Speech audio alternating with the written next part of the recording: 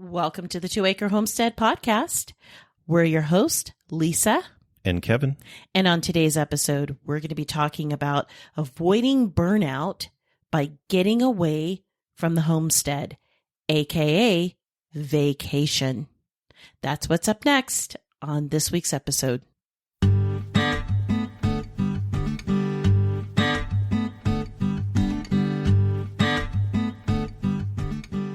Welcome to the 2 Acre Homestead.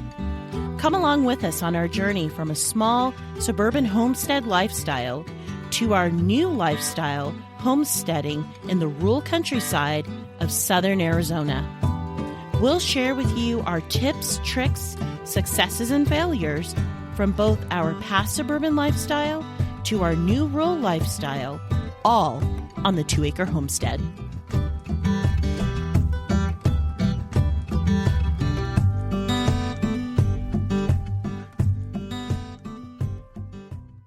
Well, it has been a while. Yep.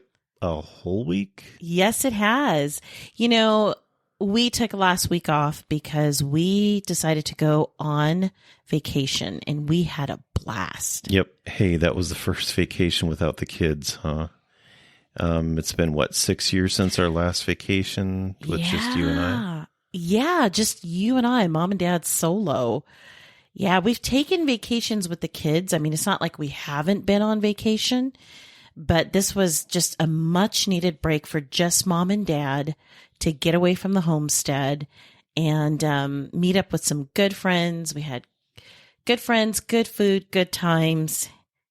But I have to admit, I missed the kiddos. Yes. I really did. Especially day 2, you were missing them. But, you know, I could tell you were missing them too. No, it's fine. Yeah. Okay. Tough guy here. Anyway, so we took off to the Pacific Northwest. We visited some really close friends of ours who live in the state of Oregon. And we also went to the central area of Washington state as well. We'd never visited there.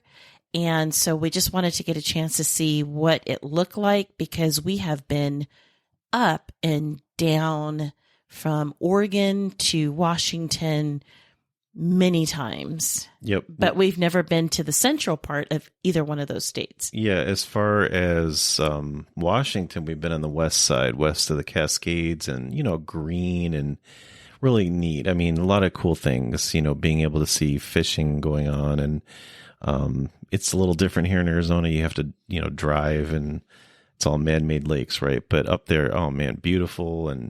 But anyway, we'd never been in the central part, right? So it was, let's see. Well, what's that tagline? What can Brown do for you? Don't say that because I'm sure it's trademarked. But yeah. Anyway, but I'm not going to say, but it was brown and we have a lot of that here in we do. The desert Southwest, right? So the desert has its beauty, but it is easy to impress people who have lived here in Arizona for a long time with greenery. We are easily impressed with anything green. So yeah, but I mean, so it was more brown than I guess we preferred from what we'd seen from Washington in the past, but we did see a lot of homesteads. Yeah, and we did. It was interesting because the area that we visited, quite a variety of different things, acreage. There were a lot of orchards, a lot of apples and cherries and different blackberries. Yeah, we had some laughs that was about in Oregon, that, right? But yeah. Well, yeah, but it was pretty cool as far as that goes. But it was funny too because it seemed like everyone had goats. What else? Jersey cows, nice looking herds, huh? Yeah, they were. Yeah, and it was interesting to me to see you could tell by just looking at the fencing, where the property lines were. And it was interesting because some of the properties a lot of the properties were smaller holdings. So maybe like, I would say 5 acres max. And they had cows on there. I mean, like multiple cows. And it was just kind of interesting to see because we don't see that a whole lot here where we are.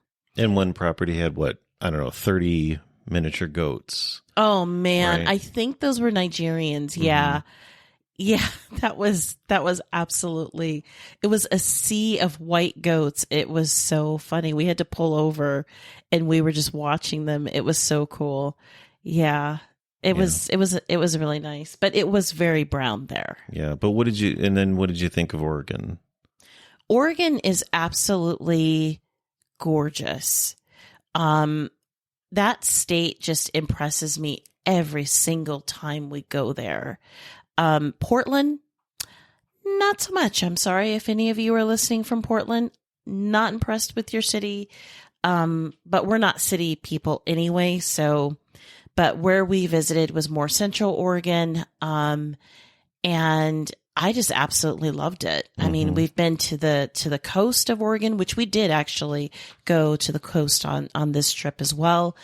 We got a chance to go to the beach, hang out there, but then we also went back to Central Oregon, and it's just absolutely gorgeous. It and is. Lots of farms where our friends live. Everybody homesteads around there. It's a farming area, and just absolutely gorgeous, nice rolling hills, green, lots of hay and wheat fields. The running joke, and timber too. I mean, oh man, there yeah. were properties, commercial. I don't know, maybe logging anyway, commercial properties, right? Where for example, they were, they had the trees, they had taken off all the limbs and they were going to creosote them and ship them out as, telephone poles around the country, I think around the world, but it was pretty cool. But man, it was crazy to see the stack of all those huge logs. And there's a lot of places where you can buy, wood for woodworking or whatever. So that was cool. Yeah, it was. Very green. And, the humidity felt good. We had a lot of good seafood. We sure did. Yeah. This is a good time to introduce the sponsor of today's episode. Okay. And we'll be right back. Stay with us.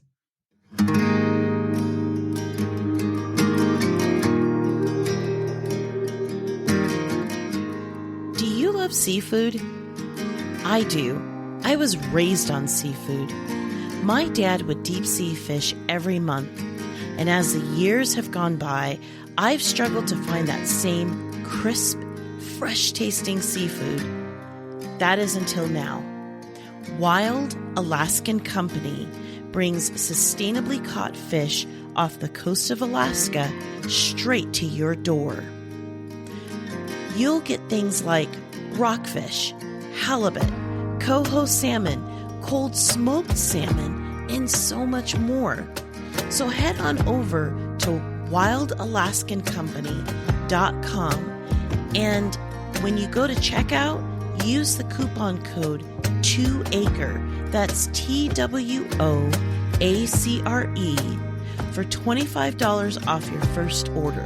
So again, that's wildalaskancompany.com and use the coupon code 2ACRE for $25 off your first order.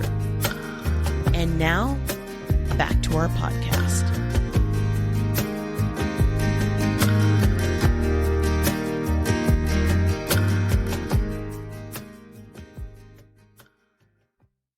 So yeah, it was just absolutely gorgeous. We've been to Oregon several times, and every time we just absolutely love it. And like we said, good friends. We've got some really good friends there.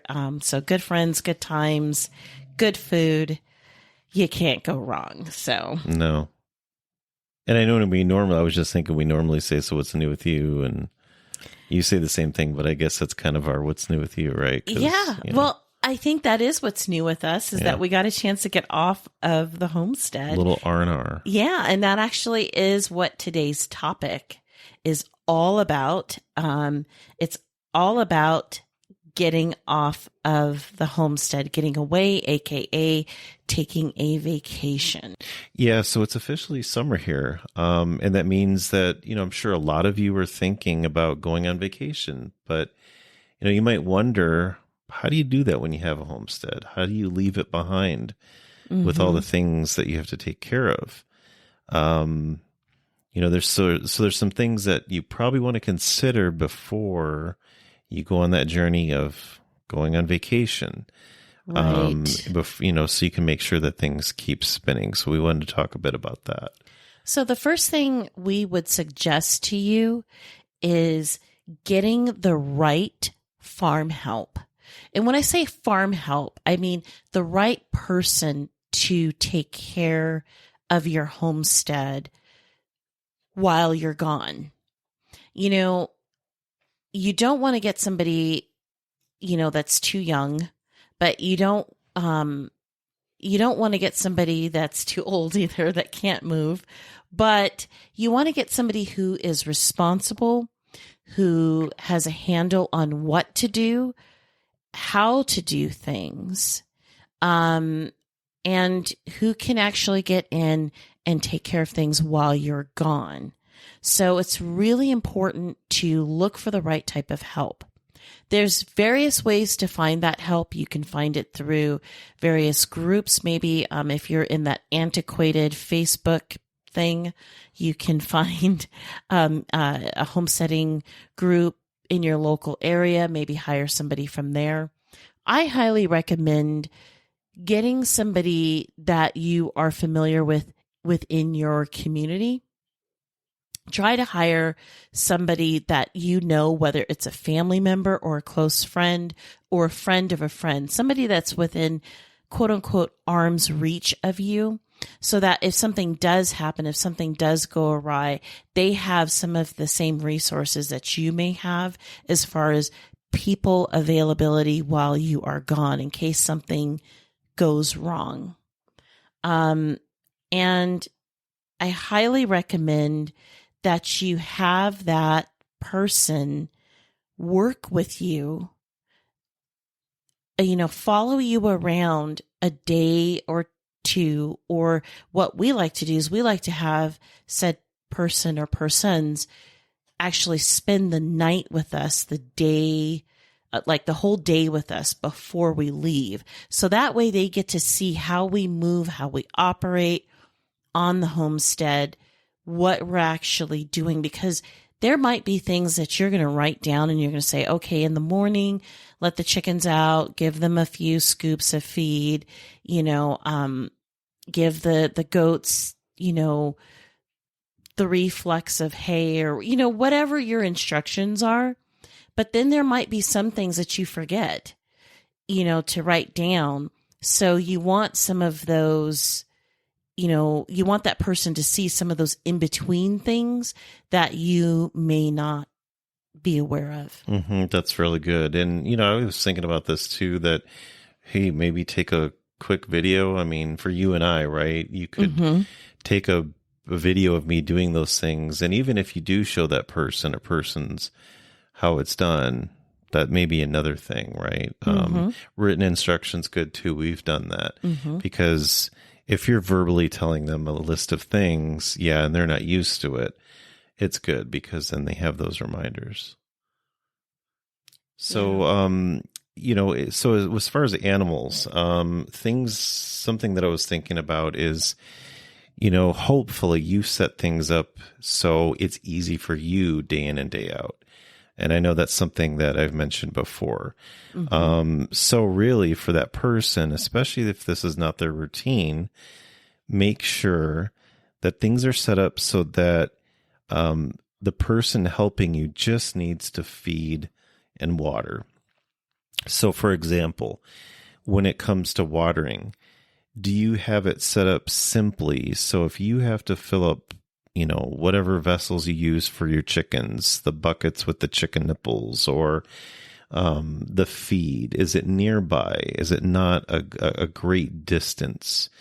Do you have, for the feed, do you have adequate scoops, devices that you can pour it in and, distribute it out. Is it easy to get to? That'll really help that person and not make it too much of a chore. Mm-hmm. Or automatic waterers. Automatic waters are another thing. Those are real simple. Basically, think of like the valve in a toilet, right? Mm-hmm. Once it gets down to a certain level, it fills again. That's really good to have too.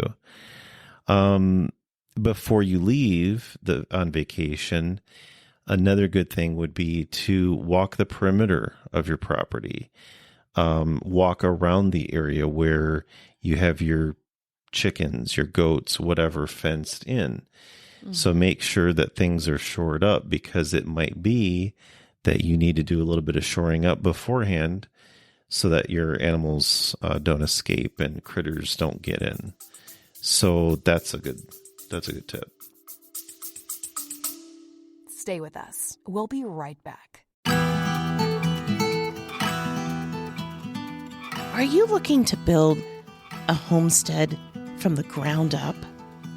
Or maybe you're looking to build an off-grid dream home, a vacation home, or maybe just a piece of land to call your own. Visit yourcheapland.com to buy rural land in the wide open spaces of southwestern United States.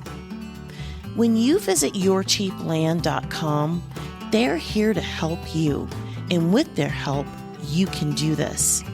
You can take your dream of owning land and make it a reality. Most down payments are only $294, including the document fee. Remember, everyone qualifies for financing at yourcheapland.com.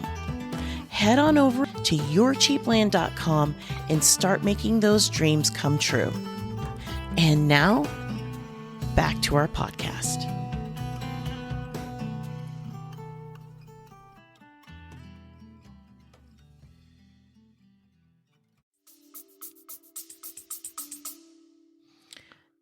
Those are some really good tips for the animals. And then the other thing that you want to think about is try not to schedule your vacations around the busy seasons. So, for example, if you have a dairy animal, and let's say, for example, your cow just calved, and now your homestead is in milk. Well, unfortunately, this may not be a good time for you to take a vacation if you're in milk at that particular point in time. It may not be. Or it may be that you need to have farm help that understands how to milk. So again, it goes back to the first suggestion of hiring the right person, having that person work with you for a couple of days in a situation like that. Maybe it would be better to have a milking machine. So that way that person, if they're not familiar with hand milking, that way they can just easily do what they need to do. But try your best not to schedule vacation when it's the busiest time. A homestead is always busy because there's always something going on, no matter the season. But the busiest seasons, milking season, calving or kidding season, the harvest season and the planting season, those are some of the busiest times on a homestead. They're intensive. If you can schedule your vacations or your time to get away for whatever reason, whatever your vacation is, whether it's just a vacation or you're doing something for your ministry, go ahead and plan that when it's not super duper busy on your homestead. And the other thing is, for your farm help, make sure that that person has everything they need to fill in your shoes. So that would mean they need to have the number for vets. If you take your animals to the vets, they need to know where the medications are. If you medicate your animals for anything, for any reason, and make sure and this is why I say have that farm help within hand's reach of your circle of friends, your homestead circle of friends, because that if something comes up, something goes bump in the night for whatever reason with an animal specifically, well, let's say they can't get a hold of the vet, but they can get a hold of Johnny across the street who has the same animals as you. That person may know a trick or two. And that's why I say have that person, arm's length within your circle of friends or your community of homesteading friends, because in case something goes bump on the night with an animal, you may not be able, that farm help may not be able to get a hold of a vet, but they can get a hold of Johnny, who's across the street, who, may have a trick or two up their sleeve in the event that they can't get a hold of you. Or again, Johnny, air quotes, across the street might be able to come over and physically assist with something, especially when you're dealing with bigger animals, cows, goats, sheep, those bigger animals like that. You might need some physical help. So it's just some advice, because I know we've had things happen. We had things happen just when we got back from vacation this time around. Something happened with one of our rabbits, and we wound up the next day after coming back from vacation. We had to dispatch that rabbit, because the persons who were here taking care of the homestead, they, it wasn't their fault and by any stretch of the imagination, but it was just the timing that, that particular animal got deathly sick. And I do mean deathly sick, the day that we were flying home. So, things happen, but, you just want to make sure that farm help has all of the resources that they possibly can get while you are on vacation. That's good. Those are some more good tips. Another thing too, when it comes to animals, if you have those animals on rotational grazing, you want to make it easier for whoever's helping you. And the risk is greater of fencing problems. So if you don't stop the grazing. So give you an example, a neighbor of ours, since we don't have cattle, a neighbor of ours has a number of head of cattle. And we noticed that when they're away for a short period of time, that you don't see those cows. Their property is such that basically their house is closer to the main road. It's not a great, huge road, but 2-lane road. But anyway, their house is closer to the road, but they're, I think, at 10 acres or so. But anyway, the cows are put in an area closed off in a paddock, where we can't really see them. So it protects them because if I remember correctly, thinking about that property, the area where they put that cattle is away from other homes and so on, yes, right? It is. So it's safer and so on. But anyway, by doing that, you're lessening the chance for there to be some fencing issues, right? Right. What comes to mind in that is, you might also tell the person, if you think of gates, when you open gates, you should open it inward. Don't open it outward, because that animal it would be easier for them to escape, right? Yes, it would. So for, the less you have rotational grazing going on, they're kind of set aside their feed and water set up and so on are easy to get to from the outside, then that's going to help. And then when it comes to food and water, have more on hand than normal. Now, water, whether it's a hose or a 55-gallon drum or whatever you have, try to set it up so you have more on hand. And the same thing goes for feed. You're used to where you buy feed and what you buy. So that person may not be aware, especially if you don't write it down, you don't tell them, right? So, for example, for our chickens, I've learned we don't buy the typical, the pellets or the broken down crumbles. No. And there was a specific brand there was an issue with. We found other homesteaders were finding, if you use this brand, they're not producing eggs, right? Mm-hmm. So we use a variety of seeds and I mix it, but I keep these 55-gallon drums, for example, and have quite a bit on hand. So there shouldn't be an issue, running out. So that'll definitely help too, and not cause stress for that person that's helping out. And that's really the thing, is that you don't want to cause them stress. So you really want to set up things so that it's just easy for them to just basically feed, water, and keep everybody alive until you come back. So it's really, it's just really crucial not to add too much to their plate, so to speak, because they aren't you. Mm-hmm. And, they don't know your homestead. They don't know your animals. They're just filling in for you for a short period of time.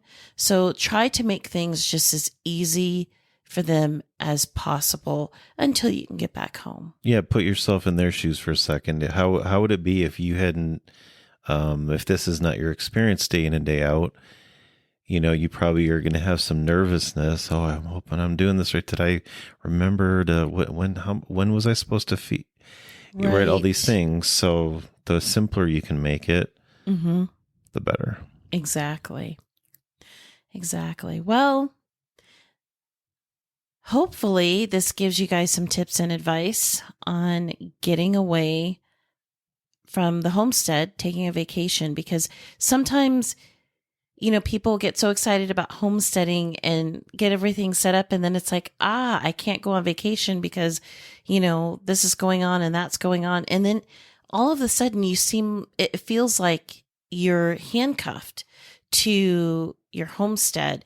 And you really don't want to feel that way, because once you start feeling that you can't do anything or you can't go outside of the homestead, that's when burnout starts to happen.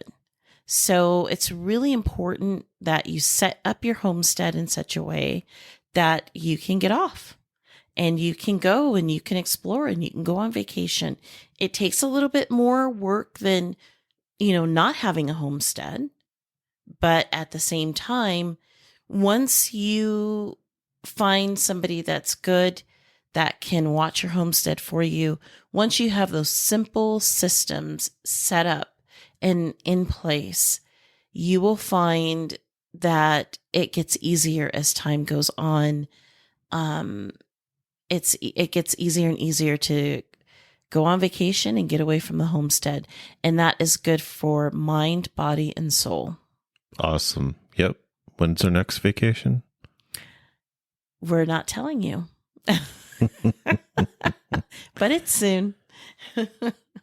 Awesome. So these have been some good tips, and this definitely fits hand in hand with our running topic this season, which is avoiding burnout. So yes, having a homestead, you're busy, always something to do, projects, maintaining animals, the gardens and whatnot, but you can go on vacation and it's beneficial. And by following some of these tips, or all these tips, you'll make it easier on yourself and the person that helps you, and they might be willing to help you again. Exactly. Well, that's it from all of us here on our homestead. So from all of us to all of you, wherever you are in the world, happy homesteading. And stay safe out there.